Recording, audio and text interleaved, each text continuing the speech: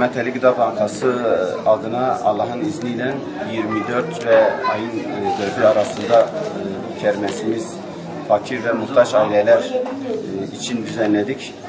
İnşallah Teala ilimiz için hayırlısı olur.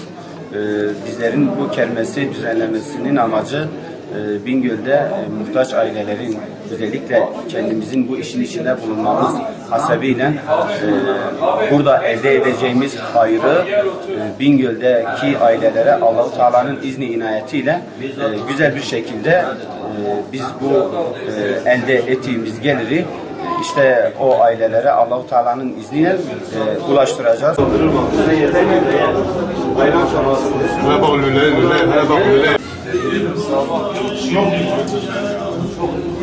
Abi beni gider hemen. Gider.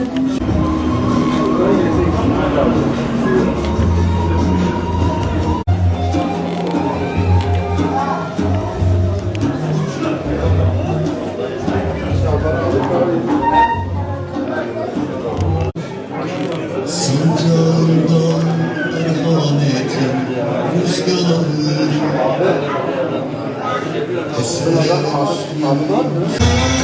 esmeyince sana bir şu